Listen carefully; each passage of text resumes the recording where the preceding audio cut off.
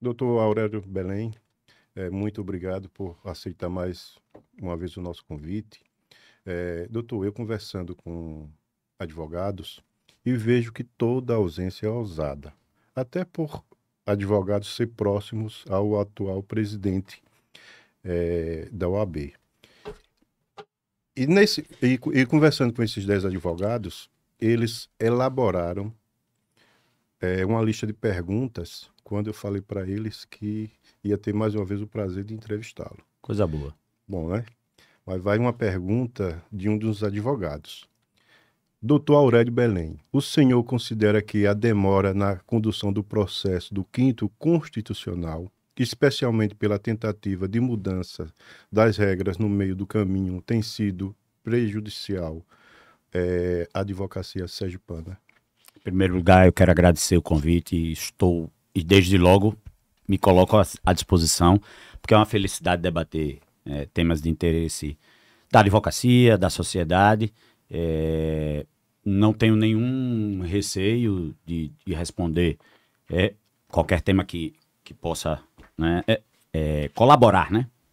E, portanto, agradeço e fico à disposição para quando quiser chamar, estarei presente. Mas já respondendo, antes de responder, só mais um adendo, eu fico feliz que vou chamar dessa conversa, que essa conversa seja baseada em perguntas elaboradas ou sugeridas por colegas. Né? Não foram, então, foram 10 perguntas. Eu fico muito feliz, não sabia, estou sabendo agora, e fiquei muito feliz porque é exatamente isso que a gente quer. É sinal de que a classe está interessada, é sinal de que a classe tem algumas dúvidas, é sinal de que a classe quer ouvir, né? Quer ouvir, quer tirar suas conclusões, né? Então, já respondendo, eu acho que é sim prejudicial à advocacia. Acho que a demora não ajuda a ninguém.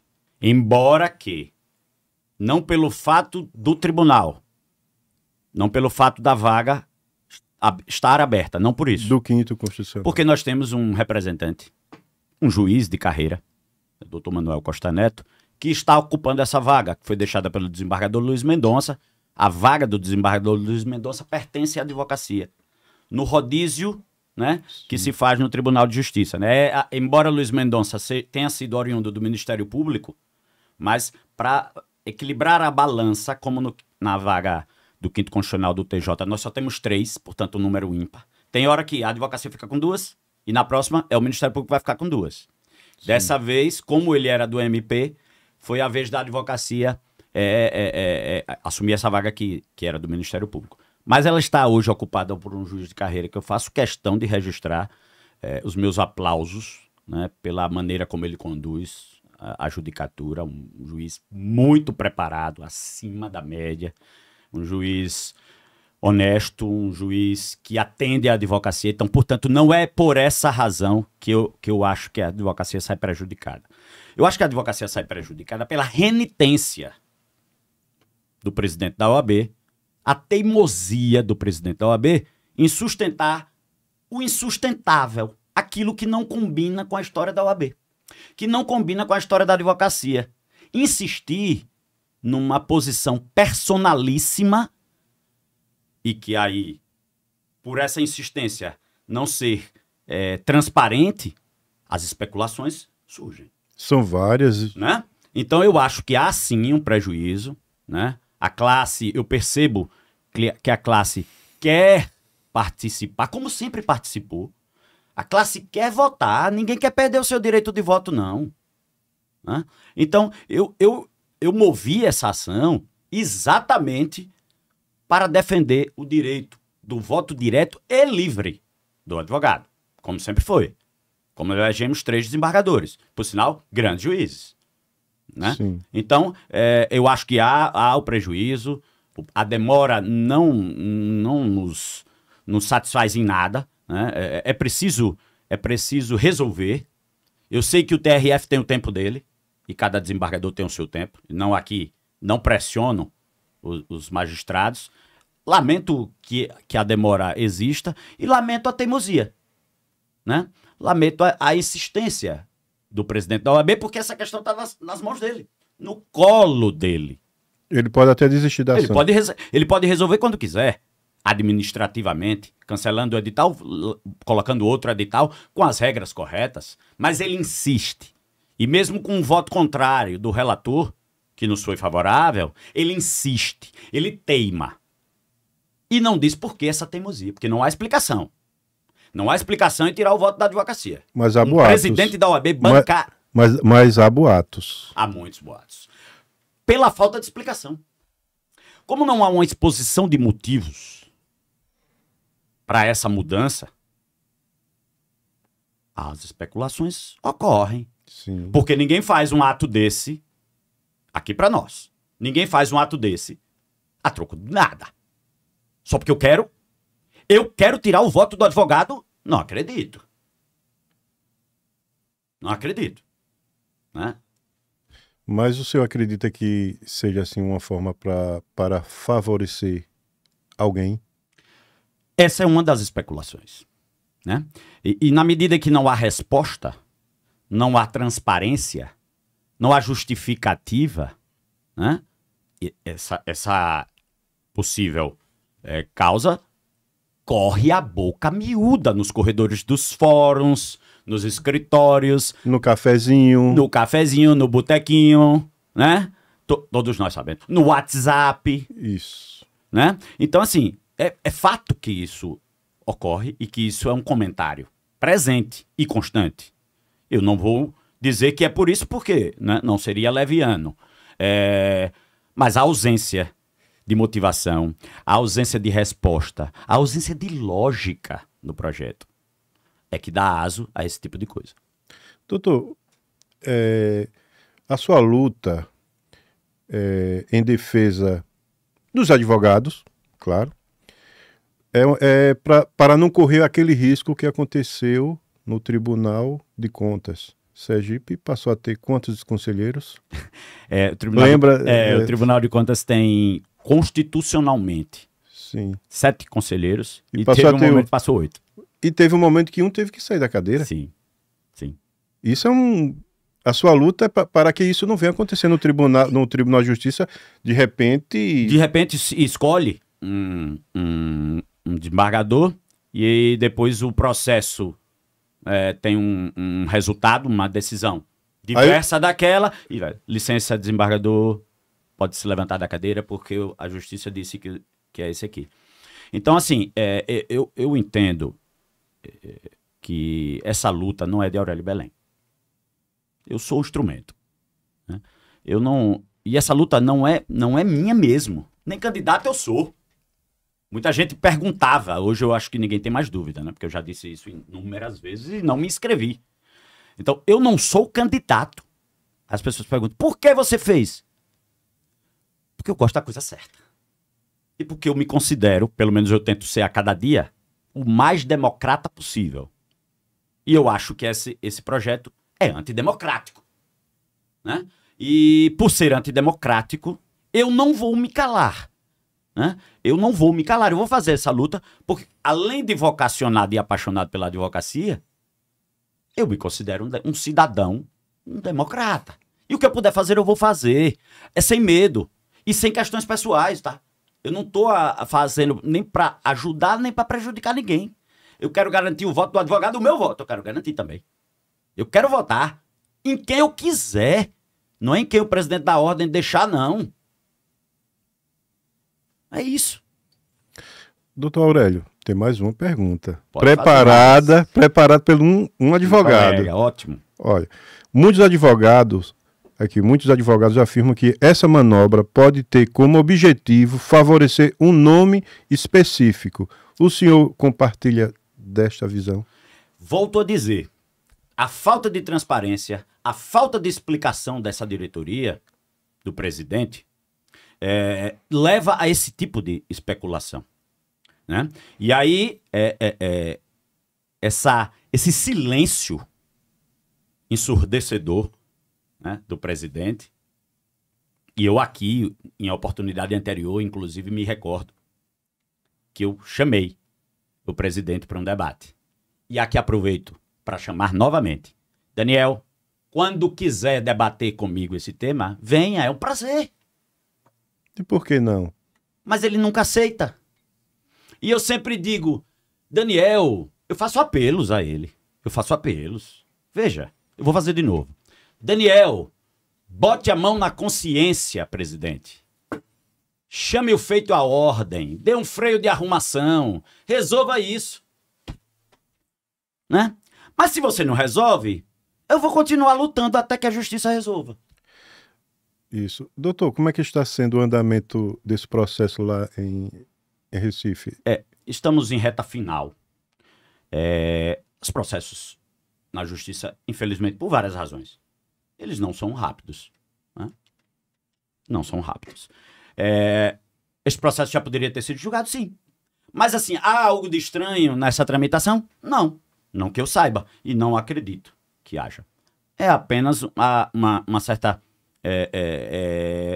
posso chamar de morosidade natural, infelizmente, do emperramento da máquina, das pautas gigantescas, do volume de processos, enfim. O processo hoje está da seguinte maneira. Fase atual. O desembargador Fernando Braga, desembargador federal, é o relator do caso.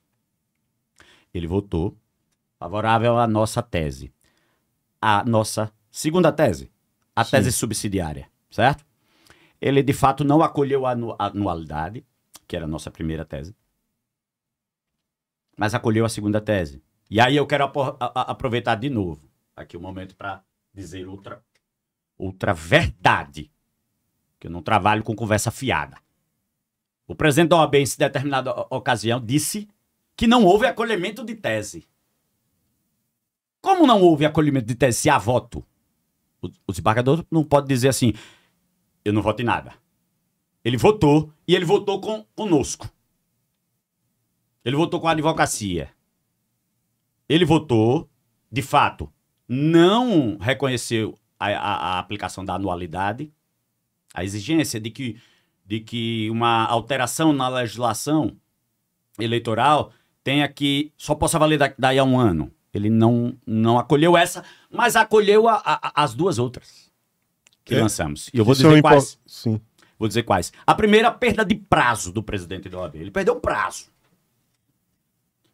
Ele perdeu um prazo, e esse prazo está na norma da casa, um provimento do Conselho Federal. Ele perdeu o prazo, não respeita as normas do Conselho Federal da OAB. E que norma é essa? Quando ele foi notificado oficialmente pelo Tribunal de Justiça da existência da vaga, isso lá em final de setembro do ano passado, vai fazer um ano agora, ele foi notificado e o provimento do Conselho Federal exige que a partir da data da notificação, ele tem 30 dias para abrir o processo. Prazo perdido. Ele só foi abrir em janeiro desse ano. De setembro até janeiro. Aí você me pergunta, quantos meses? Vamos contar? Outubro, novembro, dezembro, janeiro. 4 meses. 120 dias. Quando eram 30 apenas. Aí você me pergunta, mas por que ele fez isso? Essa pergunta deveria ser feita a ele. Mas eu, como sou ousado, eu vou responder por ele, já que ele não responde. Ele fez isso porque ele não quis fazer a alteração antes da sua própria eleição, porque ele sabia que se ele tirasse o voto do advogado, ele corria risco de não ser reeleito. E a eleição da OAB era para novembro. Ele deixou para fazer depois de reeleito. E tanto é que essa alteração só foi feita no último dia do ano forense, antes do recesso, 19 de dezembro. 20 já era recesso. Quando voltou em janeiro, aí ele fez o edital. Então, são essas coisas que precisam ser ditas, porque ele não explica. Aí eu pergunto, mas ele não responde. Ele não dá ouvidos à advocacia. Eu pergunto, mas não tem resposta. Aí vou dizer, o desembargador, quando viu essa perda de prazo, essa desobediência à norma do Conselho Federal, do provimento, o desembargador entendeu perfeitamente a nossa tese. E ele disse, ninguém pode ter efeitos positivos a partir de uma antijuridicidade, de uma ilegalidade. Ou seja, Se você perdeu o prazo, você está numa situação de ilegalidade pela mora, pela demora, pelo desrespeito à norma. Sim. Essa situação não pode gerar efeitos. Ninguém pode se beneficiar da própria torpeza. Princípio geral do direito, que a gente aprende no primeiro período. Na disciplina Introdução ao Estudo do Direito, se eu me recordo bem. Ninguém pode se beneficiar da própria torpeza. Então, uma situação de ilegalidade, de antijuridicidade, de mora, de desrespeito à norma, não pode gerar efeitos, o desembargador disse. Então, se não pode gerar efeitos, a norma que vai se aplicar a essa eleição é aquela que estava valendo dentro dos 30 dias. Porque essa nova foi feita fora do prazo, então não pode valer. E mesmo assim ele ainda insiste no processo. Com esse voto dessa forma. Sim. Com esse voto dessa forma. E mais, preciso dizer isso. Claro. O desembargador, relator, disse com todas as letras. E isso está, inclusive, para quem quiser acessar o processo, ele é aberto. Quem quiser lá, as notas taquigráficas, que são a transcrição do que se fala na sessão de julgamento, estão lá. Quem quiser ler. É só entrar no processo, as notas taquigráficas estão lá, até para matar a curiosidade ou conferir o que eu vou dizer. Ele disse, essa situação de alteração é estranha, o desembargador disse. É estranha. Tirar o voto da classe é algo estranho. Eu não uso isso como fundamento do meu voto, ele disse. É verdade. Mas ele fez questão de registrar o comentário. É estranha. Isso me lembrou um personagem que dizia é uma democratura. No voto dele, no parecer dele foi ele assim. Ele disse, o desembargador relator, isso que a OAB Sergipe fez me lembrou a democratura. Sabe o que é democratura? É a mistura da democracia com a ditadura. É quando a gente elege quem vai nos eleger. Tá lá, tá tudo lá registrado. Palavras dele. Não foi Aurélio que disse isso, não. Foi eu, não. Eu queria ter essa perspicácia para resumir essa situação com essa maestria. Eu não tive essa capacidade, mas o desembargador teve. Tá lá registrado. Tá lá. Então, assim, além disso, além dessa perda de prazo, há também uma outra questão, que é a mudança de um regimento interno, que é a maior norma da seccional. A maior norma da seccional é o regimento interno. Através de resolução, que é menor. Parece que alguém precisa voltar aos livros para estudar processo legislativo, alguma coisa desse tipo. Alterou a maior norma, e essa garantia do voto direto foi colocada lá há 30 anos no regimento interno, não por outra razão. Para que o voto direto ficasse em salvaguarda, dentro do maior diploma.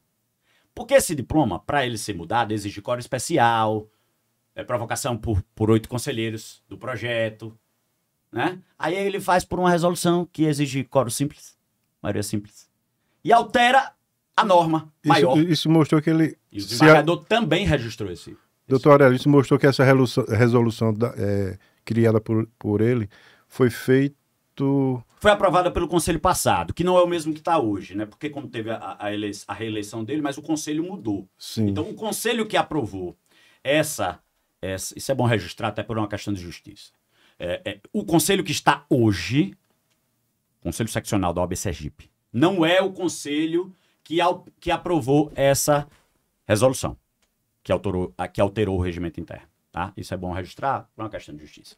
Agora, o presidente é o mesmo. O presidente é o mesmo. Isso é fato. Até o momento só tem um parecer do relator. Tem um voto do relator, aí houve um pedido de vistas do desembargador Rubens Canuto, e está com ele para que ele leve o voto. Nós estamos na expectativa de que ele possa levar Nessa terça não, porque nós, né, não temos ainda essa notícia. Provavelmente pode ser que na outra terça-feira. Mas setembro terá respostas? Não tenho como garantir, porque não há um prazo, né? Sim. O desembargador, na sessão que ele tinha prometido levar, ele retirou sob o fundamento de que precisava analisar mais um documento que a OAB colocou nos autos. Sim. E aí ele tirou para analisar, estamos nesse aguardo. Nesse aguardo. A expectativa é a melhor possível, né? Nós acreditamos na nossa tese. Aqui, nós acreditamos naquilo que estamos defendendo, com unhas e dentes. Eu respeito o Poder Judiciário, eu respeito a OAB, mas a OAB precisa voltar aos trilhos democráticos. A OAB precisa voltar a caminhar ao lado da sua história, dos seus princípios e dos seus valores, e não se apartar deles. Sim. E o que eu puder fazer, eu sou uma formiguinha, eu sou um só. Veja, é Aurélio Belém versus OAB. Aí eu me lembro de uma passagem bíblica, né? Tomara que isso se repita nesse caso, né? Davi contra Golias. Sim. Né? Mas eu espero. E ainda, como eu sou um cara otimista e acredito nas pessoas, e sou um cara também de muito boa fé, alguns podem dizer que isso é uma certa ingenuidade, mas eu não consigo mudar. Eu ainda acredito que Daniel pode reconhecer, né? Reconhecer que está equivocado, que está gerando prejuízos. Ele está gerando prejuízos à classe. E a sociedade também. É porque se trata de uma escolha de um desembargador. Que vai julgar todos nós. Todos nós. Né? Eu ainda acredito que ele possa botar a mão na consciência, como eu tenho dito, e reconhecer. Eu acho digno isso. Eu não sei se o orgulho e a vaidade vão permitir. Ou a soberba. Sim. Pode ser também. Pode. Porque é um comportamento de uma pessoa soberba. É um comportamento inexplicável. Exatamente. Olha, doutor, tem mais uma pergunta de um advogado. Ótimo. Olha, tem mais um aqui, olha. Doutor, olha, existe na sua percepção algum tipo de apadrinhamento político ou tentativa de beneficiar o amigo do rei nesse processo? Voltamos à mesma questão. A forma como é conduzida essa situação pelo presidente, a ausência de lógica em retirar o voto da advocacia, a ausência de transparência de quais motivações levaram ele a topar um desgaste como esse, porque é um desgaste. Claro. Desgaste, mais uma vez, boatos. Desgaste. Gera boatos. Sim. E como não há uma justificativa plausível, né, concreta, né, repito, as especulações brotam, né, e crescem. Então, assim, eu não vou ser leviano de que há apadrinhamento, mas que há comentários, muitos me chegam, muitos, não posso dizer que não, né? Mas isso só acontece pela forma como está sendo conduzida essa questão, né? A fórceps, o ela abaixo, no último dia do ano, uma coisa meio obscura, sem explicações. Isso é um terreno fértil para as especulações. Essa falta de cuidado do presidente da ordem atinge a ordem. E é isso que eu não aceito. É isso que eu não aceito, porque eu não me conformo. Porque quem mais tinha que ter cuidado com a imagem da instituição era ele. Então eu não vou dizer que há apadrinhamento, porque eu não tenho como provar.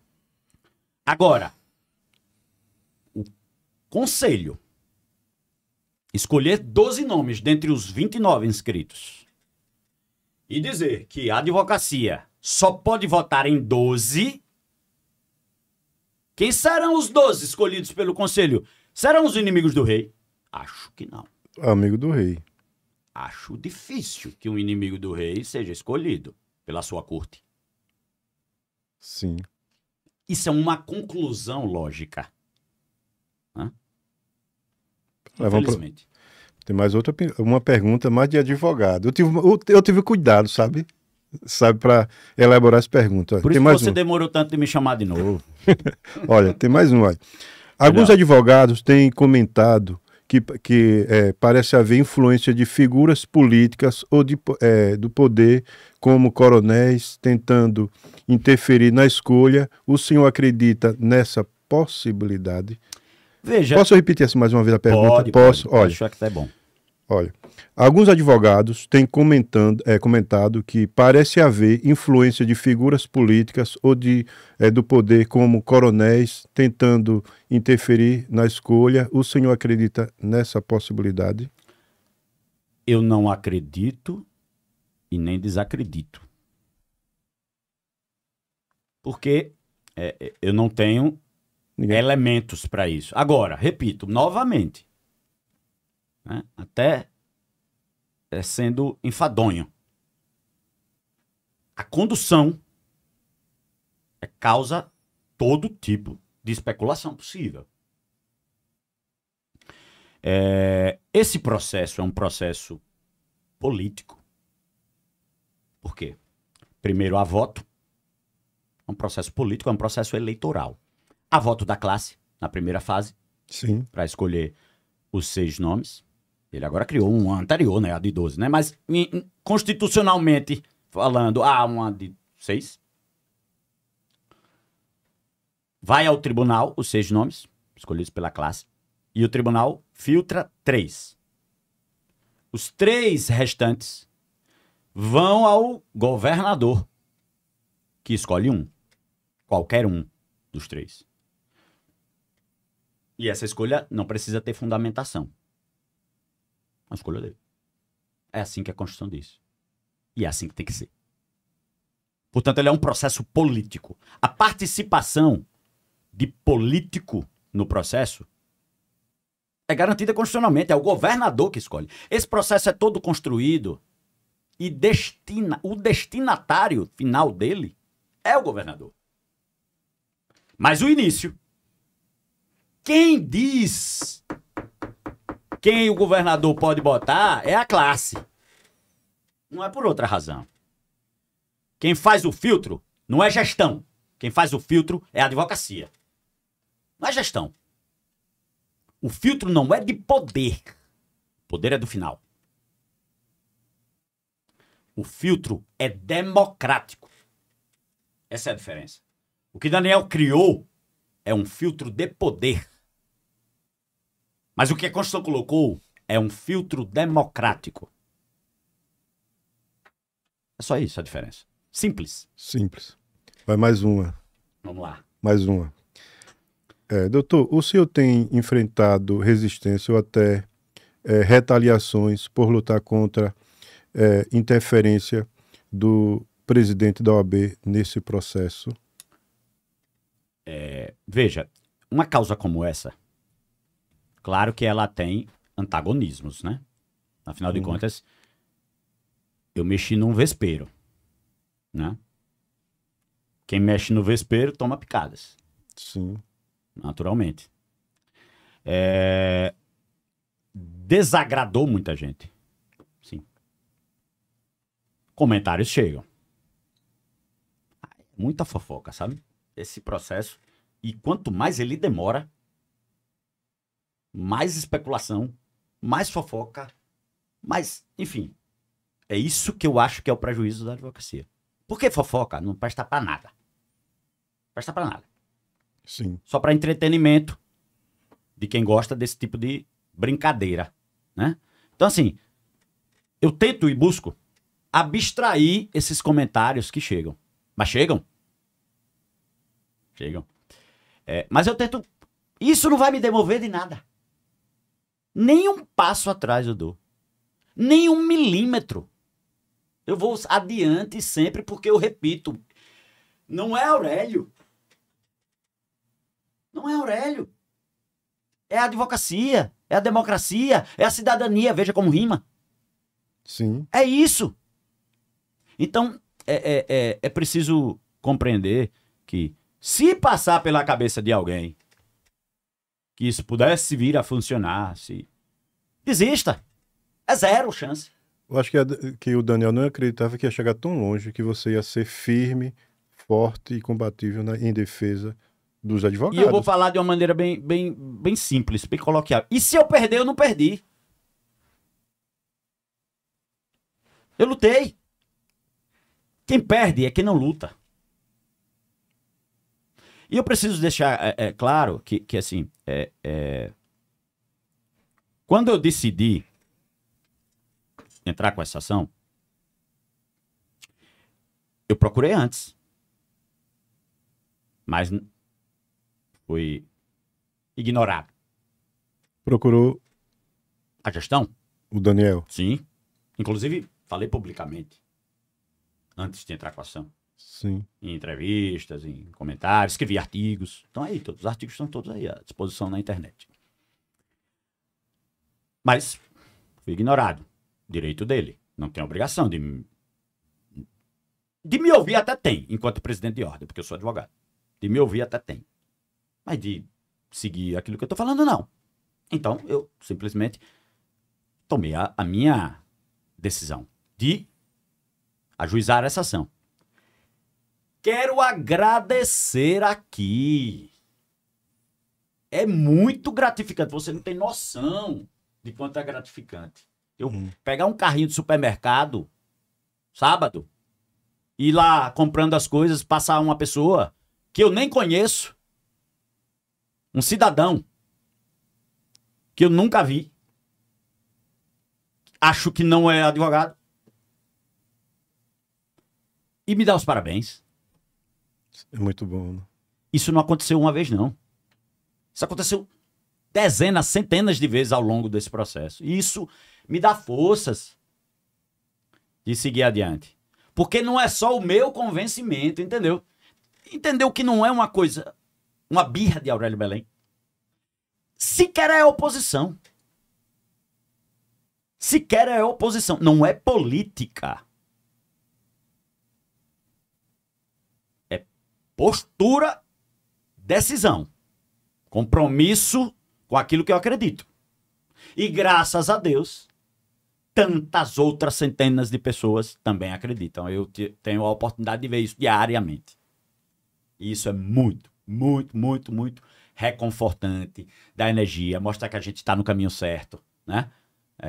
Veja, se a justiça vai dar o ganho da causa, eu estou ganhando de 1-0. Estou ganhando de 1-0 até agora. Posso tomar uma virada? Posso. É possível acontecer? É possível. São 3 desembargadores. Posso perder 2-1. Né? Eu nem quero e nem acredito que isso vai acontecer, né? Mas é possível acontecer. Normal. Mas possível e estranho. Ainda que isso venha a acontecer, como eu disse no início da resposta, eu não perdi. Eu só ganhei. Eu só aprendi. Eu só exercitei a minha cidadania, a minha advocacia, porque o que eu estou fazendo é advocacia.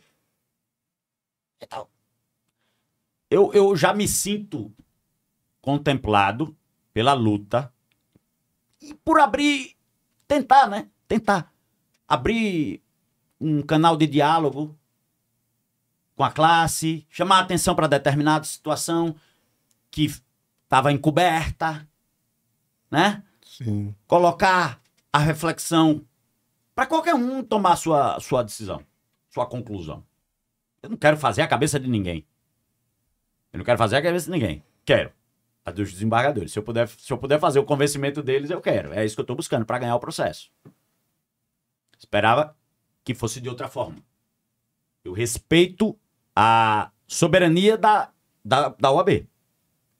Mas, e Daniel falou isso várias vezes, como se a OAB é soberana nos seus assuntos, nas suas competências. Claro que é. O Conselho Seccional é soberano nas suas competências, mas não é imune ao Poder Judiciário. Ninguém é imune ao Poder Judiciário. E ele voltar lá para o direito constitucional, né, para estudar, que tem lá no artigo 5º dizendo o princípio da inafastabilidade do controle jurisdicional. Ninguém está imune ao controle do judiciário. E já que a OAB não resolveu, e dentro de sua soberania escolheu esse caminho, tudo bem. Eu tenho o direito de questionar esse caminho. Questionei esse caminho, procurando, batendo, né?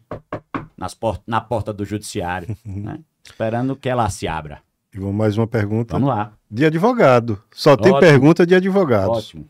Como tem sido a acolhida da classe de advocacia em relação à sua postura firme de defesa da lisura e transparência da escolha? Eu acabei respondendo antes essa pergunta, não foi na resposta Foi. passada, dizendo que, né, que fico muito feliz pelas mensagens que recebo no WhatsApp, as ligações e as visitas. Colegas vão lá. Quando eu vou ao fórum, que eu sou advogado militante, de balcão, viu? Eu vou ao fórum, faço audiência, vejo os colegas, não fico trancafiado no escritório. Eu sei quais são as agruras dos advogados e converso com eles. E nessas conversas, graças a Deus, recebo muito apoio. Muito apoio. E isso, como eu disse, me fortalece na batalha. Fortalece. Tem mais uma pergunta de advogado. À vontade.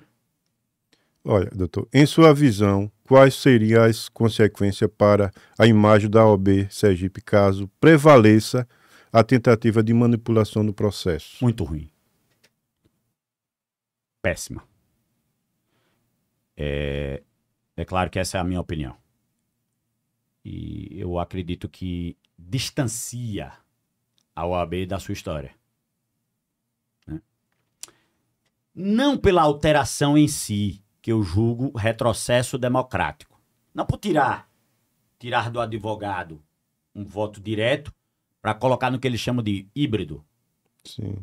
Eles criaram esse negócio. Também não e eu preciso registrar porque é questão de lealdade. Também não é só em Sergipe que ocorre isso. Em outra seccional tem esse tipo de votação aí, híbrida. Mas não é porque tem lá que tem que ter aqui. Porque se errar lá, eu vou errar aqui, é? Se lá for retrocesso democrático, eu tenho que retroceder também, é? Eu não creio que seja assim. Eu não creio que nós pautemos a nossa conduta pelos erros dos outros. Não. Então, assim, é verdade que não é uma coisa específica daqui. Sim. É verdade. Mas a forma como foi feita, toque de caixa, repique de sino no último dia do ano, sem respeitar a anualidade, perdendo prazo, mudando o regimento através de resolução, enfim, retirando do advogado uma tradição democrática de 30 anos em Sergipe. Todo esse emaranhado de questões complicadíssimas não são abordadas, não são debatidas. Pelo contrário, sabe o que é que se diz? O Conselho tem direito de fazer, o Conselho é soberano. Sim, tem. E eu tenho o direito de questionar na justiça. Pronto. Que se resolva. De alguma forma vai ter que resolver. Sim. Alguma forma vai ter que resolver. Né? Eu só não posso compactuar com o silêncio e com a omissão minha numa luta dessa. Jamais. Eu posso perder, mas eu vou cair lutando. E não vou perder, não. Mas eu acho que para a imagem da OAB há um descompasso. Há um distanciamento daquela OAB que lutou contra a ditadura, cujos advogados lutavam contra o regime de exceção, peitavam, literalmente, que era peito aberto, podendo tomar um tiro de fuzil, uma prisão, uma tortura, peitavam as quarteladas para defender o cidadão, peitaram o regime, né? Advogados que nos nos deixam lições que precisam ser mais valorizadas. Né? Esse passado que a OAB, maravilhoso que a OAB tem, é muito encantador, mas sobretudo é por demais democrático, né? E é isso que a OAB precisa fazer. E quando ela não faz, é meio que como se ela se afastasse, ela tentasse deixar de lado todo esse passado de lutas e de glórias. É isso. A OAB não é a liderança da sociedade civil à toa. Ela conquistou esse posto. Em uma última pesquisa, encomendada pela Associação dos Magistrados, viu? Foram juízes que fizeram a pesquisa. Para saber qual é da sociedade, qual é o órgão, a entidade mais apreciada. 66% a OAB ganhou. Ganhou os bombeiros, que ganhava sempre. É muito importante o órgão. Então, a OAB não conquistou à toa. Claro. Mas pode perder à toa. Com irresponsabilidades. Né? Pode perder o posto. Doutor, no nosso último podcast, teve uma fala sua que soa como chiclete, sabe? E eu tive que... Essa pergunta é minha agora. Certo. Olha, veja só, em nosso último encontro, o senhor citou Júlio César e a célebre frase sobre Pompeia: não basta ser honesta, é preciso parecer honesta. O senhor diria que essa lição histórica se aplica diretamente à condução desse processo do 5º Constitucional pela OAB? Sem nenhuma dúvida. O grande cônsul romano, quando disse isso, numa situação completamente diferente, mas a frase... A sua frase marcou minha vida. Marcou. Eu sempre tenho comentado aqui com o Ricardo sobre essa fala, sempre... Ele diz, rapaz, aquela do doutor Aurélio sobre o Pompeia, aquela não me sai da cabeça. E da minha também, claro. Sim. Veja, a ordem, crase, não basta ser honesta.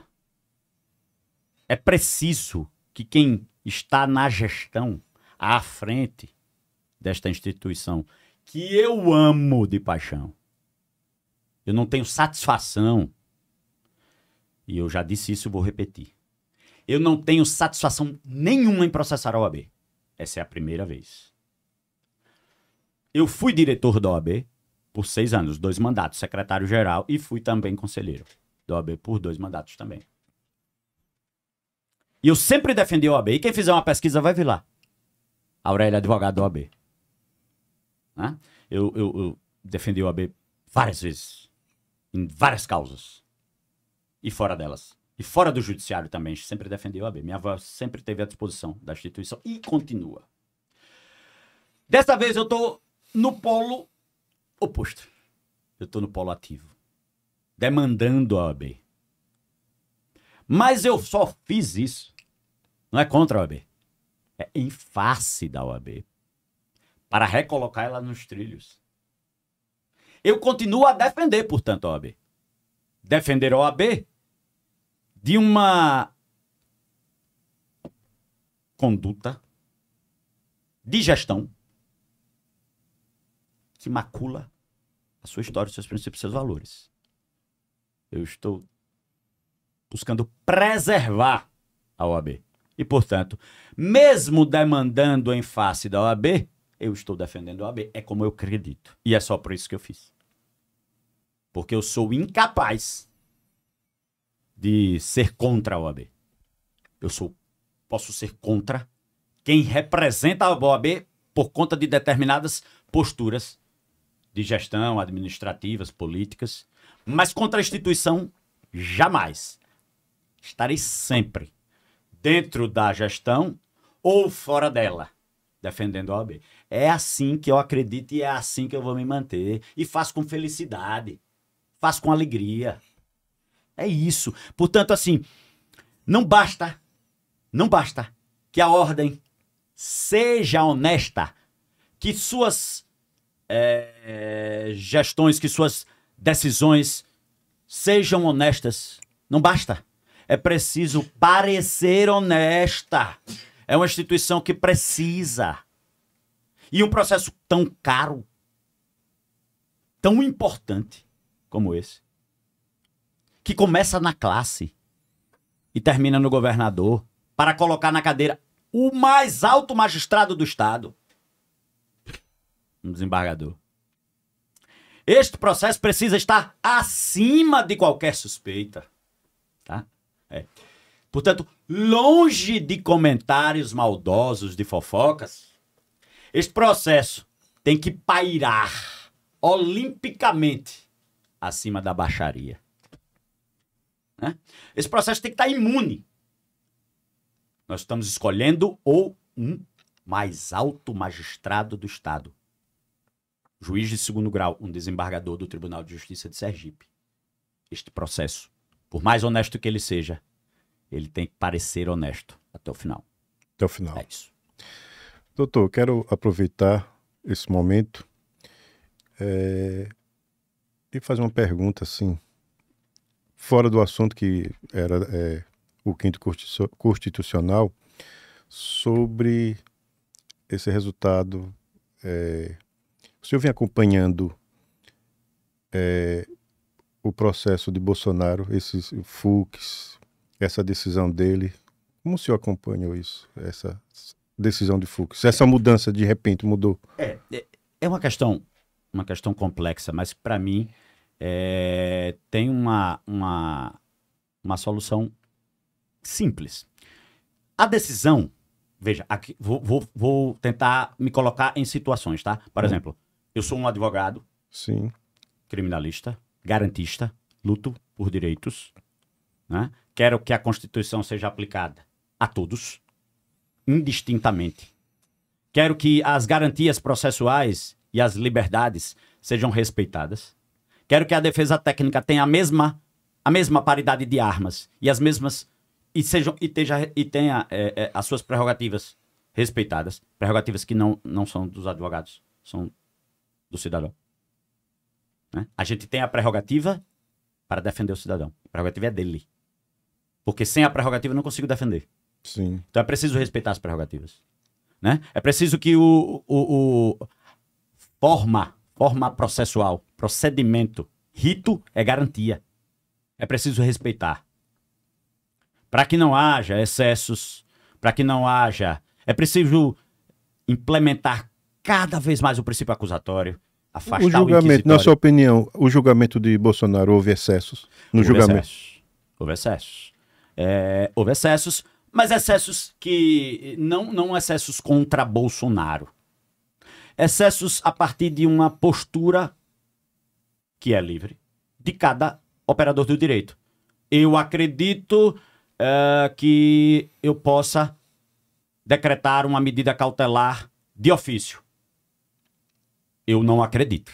Eu, Aurélio Belém, enquanto advogado, eu não acredito. Ministro Alexandre, que, obviamente, num país marcado pela polarização política, né, que emburrece pessoas, bestializa pessoas. É preciso olhar. Veja, eu fiquei um tanto... Quando eu comecei a ouvir... Primeiro, eu acho que nenhum ministro precisa de 13 horas para votar. Eu achei muito o Alexandre com 5. Dino votou em 1 hora. Ministra Carmen Lúcia, acho que próxima, um pouco mais de 2. 5 eu achei muito. De 13 horas? 13 horas? Para fazer um voto divergente? Respeito à divergência, tá? Acho até que muita parte do voto dele tem certa razão, do ponto de vista técnico. Só que ele nunca decidiu dessa forma. Se você olhar, ministro Fux é o mais punitivista do Supremo, mais do que Alexandre. 99% dos seus habeas corpus são negados.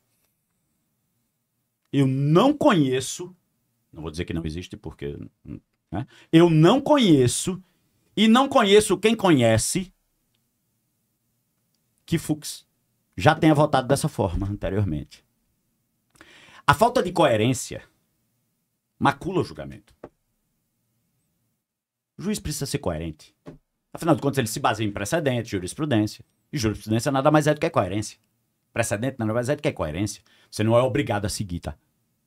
Mas você tem que fundamentar. E tem que ter uma coerência na sua história. O juiz pode mudar de opinião. Pode. Eu queria que Fux tivesse uma posição tão garantista como ele teve do juiz de garantias que ele foi contra. Juiz de garantia, você é a favor? Sou a favor. Sou a favor. Porque o que é o juiz de garantia bem rápido? É a garantia de que você, juiz, que participou da investigação, que decretou a minha prisão preventiva, que decretou a interceptação do meu telefone, que invadiu minha casa para cumprir mandado de busca e apreensão, me julgue. Você já está contaminado com tudo isso que você fez na investigação. Você já formou sua cabeça. Você vai entrar no processo que vem depois disso tudo, já com a cabeça formada. E o que é o juiz de garantia? O juiz de garantia é esse juiz que vai comandar toda essa parte investigatória. É diferente do juiz que vai julgar. É isso. Sim. E ele isso não é um avanço para o Brasil. Ele e a audiência maltratou o juiz de garantia. Assim como a audiência de custódia. Audiência de custódia. Tantas outras coisas. Então, assim, esse tipo de situação... E assim, votar 13 horas, parece que você está tentando e precisando, necessitando convencer alguém de algo que nem você acredita. Porque 13 horas... Fez até o ministro Alexandre perder o jogo. Ele tirou até uma brincadeira ontem, na hora da dosimetria. Ele disse, hoje, ministro Dino, eu não vou fazer com você o que fizeram comigo ontem. Eu perdi o jogo do Corinthians. Então, brincadeiras à parte, eu acho que o julgamento... os questionamentos da defesa são corretos. A defesa tem que atuar e tem que ser ampla mesmo. Né? Acho que poderia ter sido dado mais tempo à defesa. Acho que poderia ter sido dado mais tempo à defesa. A competência é do Supremo Tribunal Federal? Eu acho que é do Supremo Tribunal Federal. Não é da primeira instância. E por várias razões, viu? E são elas regimentais, está previsto no regimento do Supremo. Você pode concordar ou não concordar, é outra história. Né? O que eu não acho bom para o Supremo é a mudança de opinião em relação a temas como prerrogativa de função. Uma hora de um jeito, passa alguns anos, muda. Porque aí você não estabiliza a jurisprudência.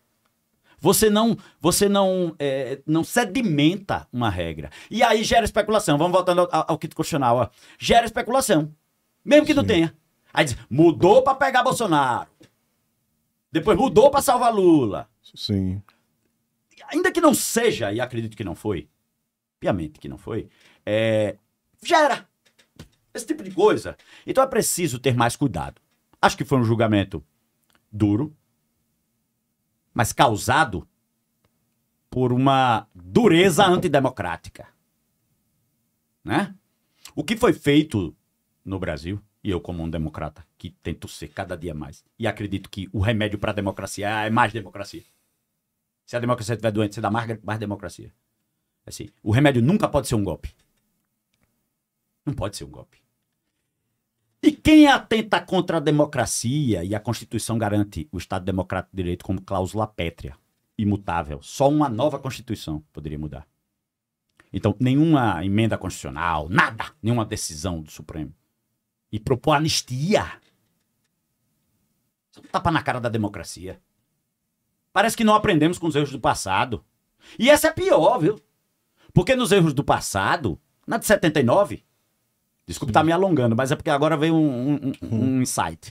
A de 79, ela foi feita supostamente para apaziguar os ânimos de um país que estava renascendo democraticamente, saindo da ditadura, entrando na democracia. E, portanto, vamos acalmar os ânimos, porque agora nós somos democráticos, vamos esquecer os erros e seguir adiante democraticamente. Essa foi a retórica infame.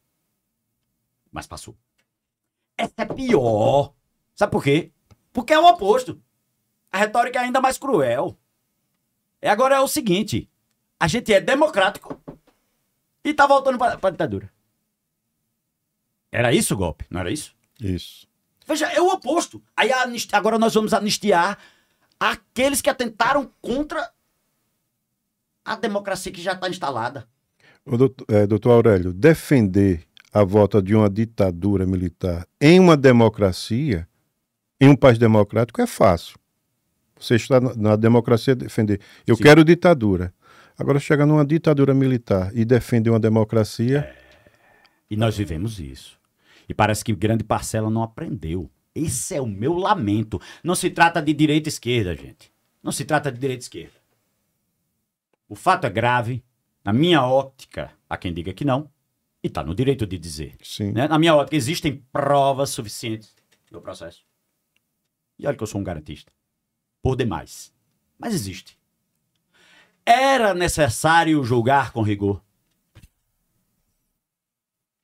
Acho que algumas posturas o Supremo poderia ter dado menos chance de narrativas. Só já exagerou na dose. Não vou dizer nem que exagerou na dose, mas acho que poderia ter tido mais cuidado com ele mesmo. Fux não teve nenhum cuidado. Com todo o respeito que tem ao ministro Fux. Não teve nenhum cuidado. Nem com ele. Fux não foi contra Alexandre de Moraes. Fux não foi contra ninguém. Fux foi contra Fux. Porque esse Fux não é o outro Fux do passado. Ele foi contra ele mesmo. E ele tem todo o direito de divergir, tá? Todo o direito. Eu não tô aqui questionando o direito que ele tem de votar contra. Ele pode votar contra. E a posição dele sobre aqueles invasores no Congresso? O problema é quando você decide por 600 vezes de um jeito, quando a raia miúda está sendo julgada, e quando vai para os 8, né? Bolsonaro mais 7. Os 8 que seriam o núcleo mais alto, né? Você muda o entendimento. O Supremo era competente para julgar a raia miúda. Que nem foro tinha por prerrogativa de função, porque era raia miúda mesmo, cidadão comum. Aí quando vem julgar o ex-presidente da República, um deputado federal, que é o Ramagem, né?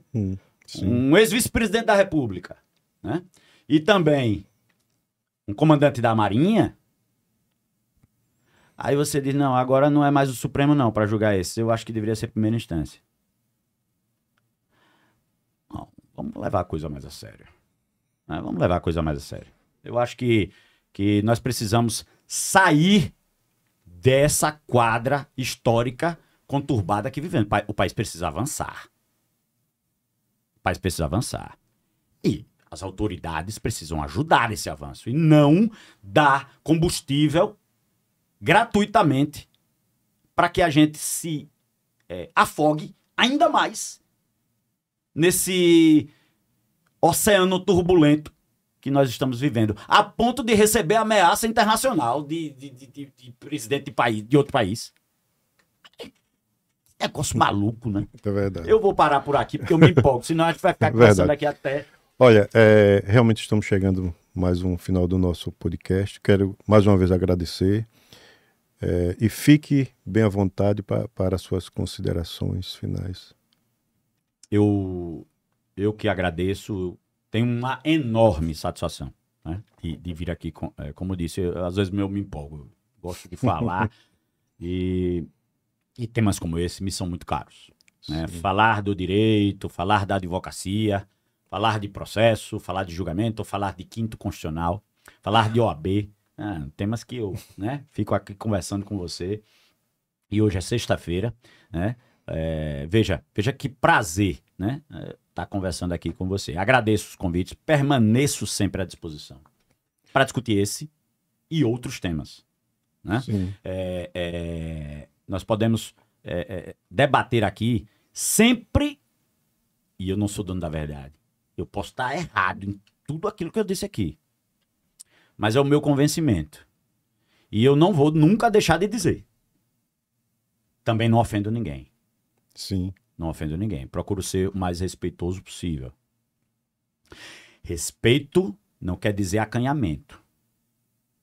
Eu sou crítico àquilo que eu acho que merece crítica. Né? Então, aqui, hoje, eu tive a oportunidade e lhe agradeço de coração. Estou feliz. Estou feliz. De discutir temas e lançar ideias. Fazer apelos, como eu fiz ao presidente Daniel. Né? Fazer apelos. Portanto, deixo aqui meu abraço, minha alegria de poder conversar com você. E reitero aí um novo convite em breve. Não demore muito, não. Não demore muito, não. Muito obrigado. Um abraço, meu amigo. Parabéns pela sua postura, pela sua ideia, né? E a forma como você contribui com a informação. Sim, né? Feliz. Combatendo a desinformação. Um abraço. Pronto, Ricardo. No próximo ano tem um assunto